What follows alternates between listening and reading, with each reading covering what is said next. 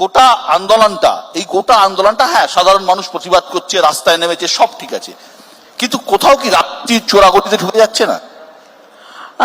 সব থেকে প্রথমে বলি, 14 তারিখে ওই মিছিলে কিন্তু আমিও ছিলাম, একাডেমিতে ছিলাম, অনেকগুলো প্ল্যাকার্ড নিয়ে গেছিলাম, 26টা প্ল্যাকার্ড নিয়ে বিলি করেছিলাম। কারণ সেটা কোনো রাজনীতির মিছিল ছিল না, সেটা ছিল মেয়েদের রাত দখলের লড়াই। এবং এটা আমাদের বহুদিনের ডিমান্ড। এর আগেও অনেকবার হয়েছে কিন্তু রাত দখলের লড়াই, স্লাট ওয়াক হয়েছে, রাত দখলের লড়াই হয়েছে, এবং সেখানে কিন্তু আমরা অনেকবারই বলেছি, সবসময় আমরা বলতাম যে মেয়েদের অধিকার আছে যে কোনো সময় বাড়ি থেকে বেরোনোর, এবং সবসময় দেখবেন অনেক সময় যে ভিকটিম তাকেই মানে যেটা ভিকটিম শেমিং বলে তাকে করা হয়। তুমি কি পড়েছিলে, এত রাত্রে যাওয়ার কি ছিল, তুমি কি খেয়েছো, তুমি কি মদ খেয়েছিলে, এগুলোর বিরোধিতাতে আমরা এগুলো করেছিলাম। এটা নারীবাদী, একটা সম্পূর্ণ নারীবাদী আন্দোলন ছিল এবং পূর্ণ সমর্থনে আমি গেছিলাম। কিন্তু খুব দুঃখজনক ভাবে দেখছি যে অনেকগুলো মিছিল হয়েছে, তো এবারে কি হয়, যখন একটা জিনিস বিশাল বড় হয়ে যায় আয়তনে, তখন অনেক সময় সেটা মানে কন্ট্রোলের বাইরে চলে যায়। এটা হয়, এটা যে কেউ যে ইচ্ছে করে করছে তা নয়, কিছু মানুষ খুব সদিচ্ছা নিয়ে করে, যেরকম দেবলীনা, যেরকম আমি জানি আরো অনেকে খুব সদিচ্ছা নিয়ে করছে, একটা খুব নিশ্চিতভাবে একটা কিছু বিরুদ্ধে প্রতিবাদ করার জন্য করছে, কোনো রাজনৈতিক উদ্দেশ্য প্রণোদিত হয়ে নয়, এটা আমি বিশ্বাস করি। কিন্তু এইটাতে একটা ঘোলা জলে মাছ ধরার ব্যাপার আছে, সেটা কিছু মানুষ করছেন, সেটা খুব দুঃখের। কারণ আমরা তো এখানে আলটিমেটলি তিলোত্তমার বিচার চাই, 1 নম্বর। 2 নম্বর যে যাতে, যেটা উনি বললেন যে যাতে আরেকজন সেরকম না, আরেকটা যেরকম ওরকম ঘটনা যাতে না ঘটে, সেটাও খুব জরুরি। এবং সেটা যদি আমরা করতে চাই, প্রথমে আমাদের মেয়েদের সম্মান করতে হবে। যারা মিছিলে যাচ্ছে, আমি ফেসবুকে একটা পোস্ট দিয়েছিলাম যে যারা মিছিলে যাচ্ছেন, যে সমস্ত পুরুষেরা, তারা বাড়িতে একটা জরুরি স্ত্রীকে সম্মান করেন, তো এই প্রসঙ্গে নিজের মহিলাদের সম্মান করেন তো? অনন্যাদি মমতা ব্যানার্জির বিরুদ্ধে টানা বলে চলেছেন। এই প্রসঙ্গেই একটা কথা একটু বলতে পারি? হ্যাঁ, সেটা হচ্ছে এই যে মাঝখানে যে আপনি বললেন যে অনেক মিছিল হচ্ছে যেটা রাজনৈতিক নয়, আমি বেশিরভাগ সময় জুনিয়র ডক্টরস ফ্রন্টের সঙ্গে থাকছি, ওরা তো গলা ফাটিয়ে ফাটিয়ে বলছে, বারবার বলছে যে আমাদের এইখানে শুধু জাস্টিস ফর তিলোত্তমা, কোনো রাজনীতি নেই, কিচ্ছু নেই। মিস্টার গোয়েলের ক্ষেত্রে ওরা যেটা বলেছে, এই জন্য বলেছে কারণ আইন লিগ্যাল দিক থেকে আমরা এই খুনটার পরে যেটা দেখেছি সেটা আমরা সবাই মানতে বাধ্য যে সেটা লিটারালি একটা সার্কাস ছিল। এবং ডাক্তারবাবুকে আমি বলছি, সেই ক্ষেত্রে ওদের বিরুদ্ধে জনগণকে কেন বারবার তাতানো হচ্ছে এটা বলে যে পরিষেবা পাচ্ছে না, যেখানে রাউন্ড দ্য ক্লক ইমার্জেন্সি চালু থাকছে, ডাক্তারবাবুরা শাসকের পক্ষে আমাদের বলা দরকার। আমি একটু কথা বলতে চাই। শাসকের পক্ষ থেকে আমি একটু বলি, আমরা কিন্তু উইথ রেসপন্সিবিলিটি বলতে চাই। আমাকে দিও, আমাকে বলতে দিও বিষয়টা। না উইথ রেসপন্সিবিলিটি, আমরা উইথ রেসপন্সিবিলিটি বলতে চাই। মুখ্যমন্ত্রী সবসময় বলেছেন প্রতিবাদী ডাক্তাররা রয়েছেন, যারা আন্দোলন করছেন তাদের এই কজটাকে আমি সাপোর্ট করি, সলিডারিটি 93 জনকে শোকজ করা কখনো, কিন্তু 43 জনকে বদলির নির্দেশ দেওয়া। জুজুর ভয় দেখাচ্ছেন, মুশকিল। সুপ্রিম কোর্ট বলেছে, অনুরোধ করেছে, সারা দেশে তো প্রতিবাদ করছিল যে স্বাস্থ্য পরিষেবাটাও নজর রাখুন, প্রতিবাদ চলুক, কিন্তু স্বাস্থ্য পরিষেবাটাও যাতে রিজিউম করা যায়। আমরা কেউ অস্বীকার করছি না, আমরা জানি সিনিয়র ডক্টরসরা অক্লান্ত পরিশ্রম করছেন। এটা কেন এইভাবে মিথ্যে বলা হচ্ছে? আমরা কোনো ডিফেন্স নিচ্ছি না, মেক নো মিস্টেক, যে সিবিআই হলে কেন্দ্র সরকার, কলকাতা পুলিশ হলে আমরা, এটা কি এই আর্গুমেন্ট এখানে হয় না? আপনাকে বলে দিই, ইনফ্রাস্ট্রাকচার নিয়ে এত আলোচনা হয়, প্রতি বছর ন্যাশনাল মেডিকেল কমিশন, এখন ন্যাশনাল মেডিকেল কমিশন হয়েছে, আগে এমসিআই, তারা কিন্তু এই ইনফ্রাস্ট্রাকচার দেখতে আসে প্রত্যেকটি রাজ্যে, প্রত্যেকটি কলেজে সেটা দেখতে আসে, এবং তারপরে অনুমোদন তারা দেয়। লেখুরি থাকবে, গ্যাপস থাকবে। আচ্ছা, তুমি বললে রাজনীতি হবে না, কোভিড ম্যানেজমেন্ট করেছে বিজেপি সরকারে, আমার শরীরগুলো চলে যাচ্ছিল, সিজনের একটা প্রশ্ন আছে, তারা আজকে আমাদের ইনফ্রাস্ট্রাকচার নিয়ে, এগুলো সব সংবাদ মাধ্যমে জেনেছি। হ্যাঁ, কুণাল সরকার সুবর্ণ গোস্বামীকে ডাকাটা দেখেছি। আর বাকি সব যা জেনেছি 43 জন ডাক্তারকে বদলির কথা বলা হয়েছিল, তারপর সেটা নাকি রিভোক করা হয়। 93 জন ডাক্তারকে শোকজ করা হয়েছে। যদি আমি মিথ্যা কথা বলে থাকি আপনারা সংবাদ মাধ্যমকে রিজয়েন্ডার পাঠাবেন। এক। আমাকে কোনো দুই হচ্ছে, মিথ্যে আমি কথা শেষ করি, বলে, ধন্যবাদ। এরকম কথা আমি বলি না। দ্বিতীয়ত আমার যেটা বলার সেটা হচ্ছে যে শ্রদ্ধা শশী এর আগে জেন্ডার জাস্টিস নিয়ে কথা বললেন। আমি রাজ্যের আপনার কাছে আসছি, অর্চনা দি, এক সেকেন্ড, আপনার কাছে আসছি, আমি শেষ আপনার কাছে করি। আসছি। আমি জাস্ট দুটো কথা বলবো। আচ্ছা, এক হচ্ছে দাও, শোনো বলে নাও। বিশ্বদা, এটা একটা ফ্যালাসি হচ্ছে, অরাজনৈতিক কোনো কিছু নয়, নির্দলীয় প্রতিবাদ হচ্ছে, আমরা সবাই তাতে আছি। রাজ্য সরকার প্রথম থেকে একের পর এক রাজনৈতিক শক্তি হস্তক্ষেপ করে তদন্তটাকে চাপা দেওয়ার চেষ্টা করবে, আর কেউ পাল্টা বলতে বললে গেলে বলবে রাজনীতি করবেন না, ওটা ঠিক না। থার্ডলি আমার লাস্ট, আমার দুজন মন্ত্রীর কাছে, আমার দুজন, কখনো সরকারের কাছে আমি একটু বলিনি, আমি আপনাদের তুলনায় খুব ক্ষুদ্র মানুষ। আমার দুজন মন্ত্রীর কাছে জিজ্ঞাসা, বিশ্বদা, আমার দুজন মন্ত্রীর কাছে জিজ্ঞাসা, আপনারা নারী সুরক্ষার প্রশ্নে আগ্রহী হলে আপনারা নাইট ডিউটির প্রশ্নটাকে কম করে বলার কথা বললেন। নাইট ডিউটিটা কম করার কথা বললেন। এইটা অর্চনা মজুমদার, অর্চনাদি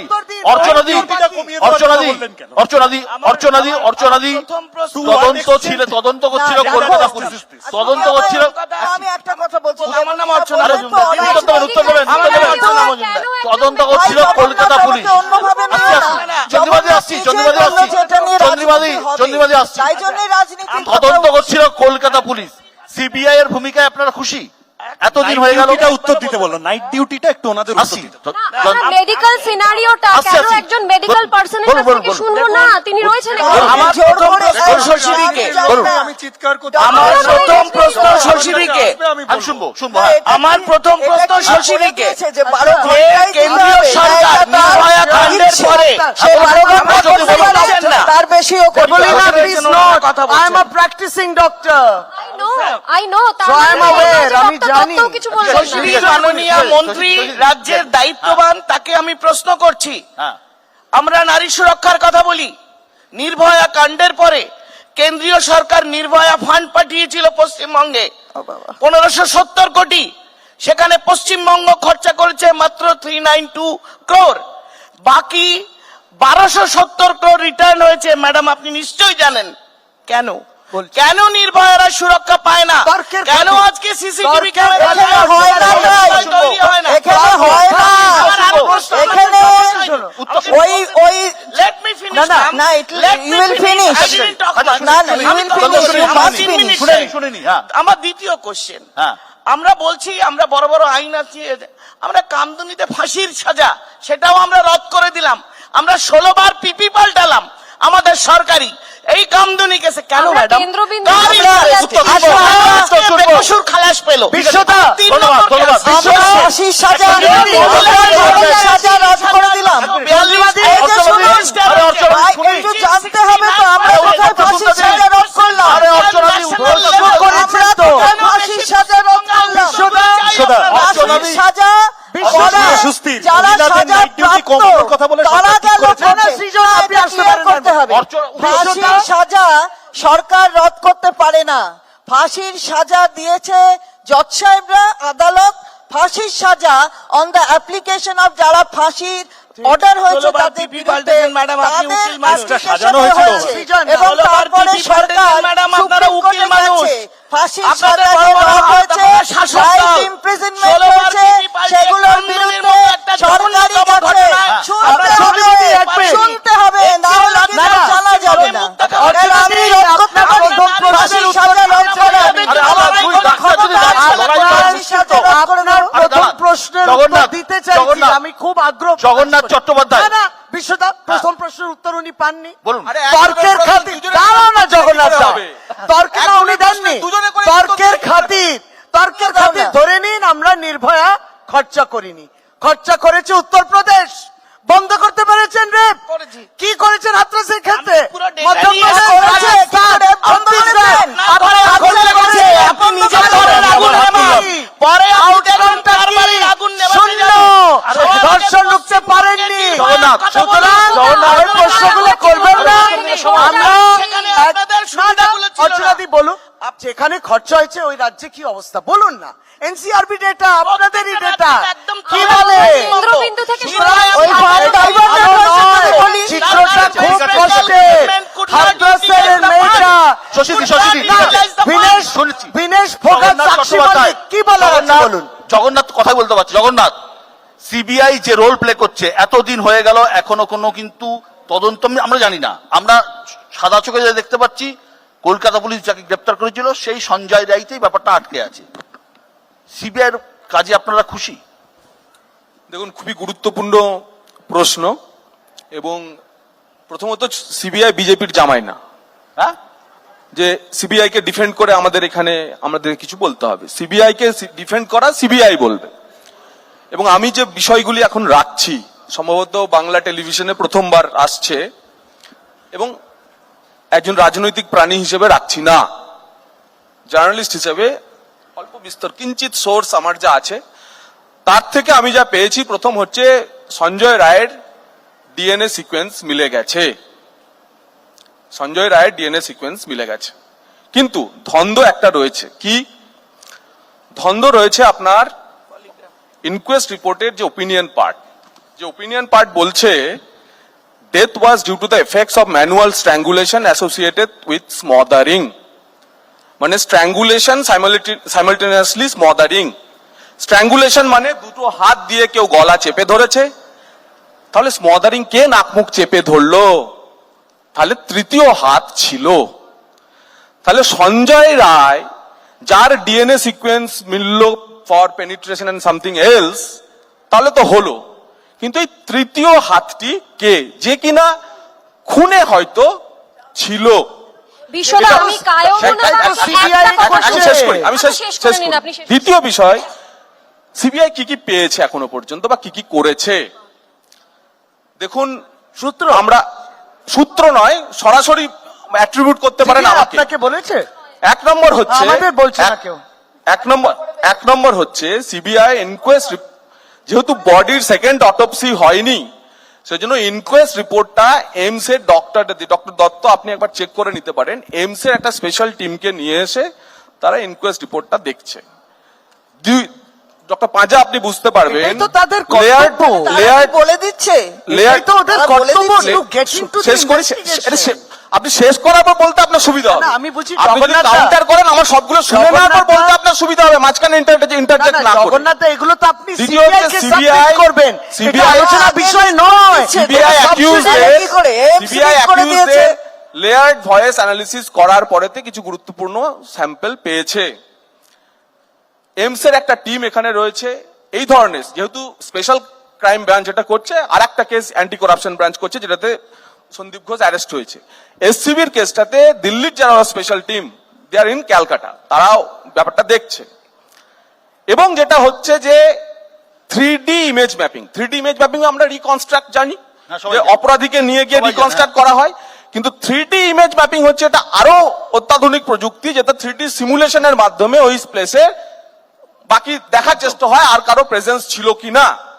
তো এইগুলি করার পরেতে সিবিআই অ্যারেস্টের ক্ষেত্রে কোনো তাড়াহুড়ো করবে না, বিশেষ করে রেপ এবং তুমি কি murder। করে বলছো? এবার বলছি। এবং সেই কারণে হ্যাঁ। সায়েন্টিফিক্যালি এভিডেন্স কালেক্ট করে যেখানে যা পৌঁছানো সিবিআই পৌঁছাচ্ছে। দুর্নীতির তুমি এতক্ষণ মামলাটাকে ধরে ট্র্যাক CBI করা বড় ব্যাপার তাহলে এর না। মধ্যে তো অস্বীকার করার জায়গা নয় যে বলো, কলকাতা বলো, পুলিশ বলো, 19 ঘন্টার মধ্যে হ্যাঁ, নিশ্চয়ই তাকে বলো। ধরেছে, জানে না। তারই মানে ডিএনএ সারা- ধরা পড়েছে, এবারে বলি। এটা মানে তো কোনো স্বীকার করবে জেনারেল না। পাবলিক বলছি, জানে এই না। সমস্যা হচ্ছে। বলি, ডক্টর তাহলে আচ্ছা, বলি, তাহলে বলতে কি পারো। বিজেপির কাছে না, না, তাহলে কি জগন্নাথ, বিজেপির জগন্নাথ, কাছে? আমি একটা কথা বলতে পারি? আমি একটা কথা বলতে তাহলে পারি? কি বিজেপির কাউকে কাছে ছাড়ছি না। শশীদি, কাউকে এই ছাড়ছি আমাকে না। বলে দিচ্ছে আরে ইকোনমিক শশীদি, লড়াইটা আমাদের সকলেরই এক। বিশ্বদা, আমি বলবো না, প্রথমত বলতে পারি? আমি একটা কথা বলতে পারি? কে বা কারা আমি একটা কথা ধরতে বলতে হবে। পারি? সাংবাদিক প্রাক্তন সাংবাদিক হিসেবে জগন্নাথ যে কথাগুলো বলছে, যে কথাগুলো বলছে, একজন রাজনৈতিক নেতা বিজেপি নেতা হিসেবে কিন্তু কথাগুলো ম্যাচ করছে না। তার কারণ বিজেপির কিন্তু ডিমান্ড দ্রুত তদন্ত এবং দ্রুত বিচার, আর সাংবাদিক হিসেবে তুমি এক সাংবাদিক হিসেবে বলছো সেটাই বলছি যে এই বিশ্বদা, তাহলে কি ধরে নেওয়া যায় হ্যাঁ। যে সিবিআই বিজেপির কাছে লিক করে দিচ্ছে ঠিক ইনভেস্টিগেশনের যেভাবে কথা? বলবেন, তাহলে কি ধরে নেওয়া যায় যে আমাদের কোথাও কোনো জায়গায় কোনো ইনভেস্টিগেশনের কিছু লিক আউট হয়নি। আমি ওটাই বলছি। কোনো কিছু leak out হয়নি। বলে দিলে হবে না। বলে দিলে হবে না। মেয়ের ছবিটা হবে না। তুমি চেঁচিয়ে আমার ওপরে দিতে পারবে না। ওই পুলিশ করে দিচ্ছে।